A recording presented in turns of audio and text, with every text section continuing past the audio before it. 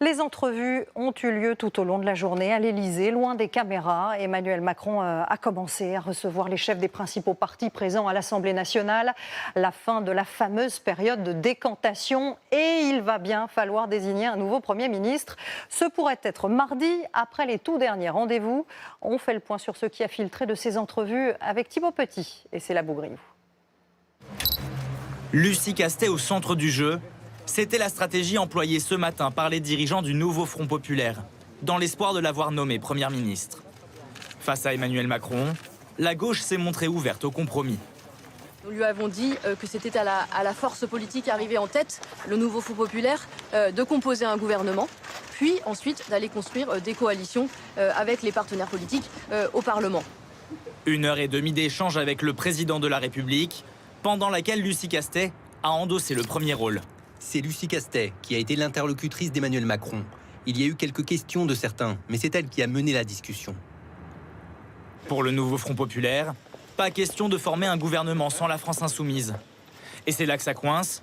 Le camp présidentiel pose son veto. Emmanuel Macron a demandé au Bloc central s'il censurerait un gouvernement avec LFI. Tout le monde a dit oui. Pour éviter de voir le nouveau gouvernement renversé, Emmanuel Macron doit faire les comptes. S'il nomme un gouvernement de gauche avec LFI, le Rassemblement national, la droite républicaine et le Bloc central seraient assez nombreux pour voter une motion de censure. Dans le cas d'un gouvernement sans LFI, les députés insoumis voteraient la motion de censure, mais ils ne seraient pas assez nombreux pour renverser le gouvernement, même avec les voix du Rassemblement national et de la droite républicaine. Tout l'enjeu pour le chef de l'État, c'est donc de trouver un Premier ministre qui n'effraie ni la droite ni la gauche et qui puisse faire voter des lois texte par texte.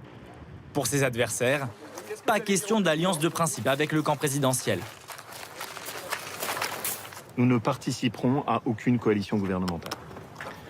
Parce que nous ne croyons pas à ce système de coalition gouvernementale où on met ensemble des gens qui ne pensent pas la même chose et qui aboutissent à l'impasse dans laquelle on est aujourd'hui. Les échanges se poursuivront lundi avec le Rassemblement national et ses alliés, mais aussi avec les présidents de l'Assemblée et du Sénat.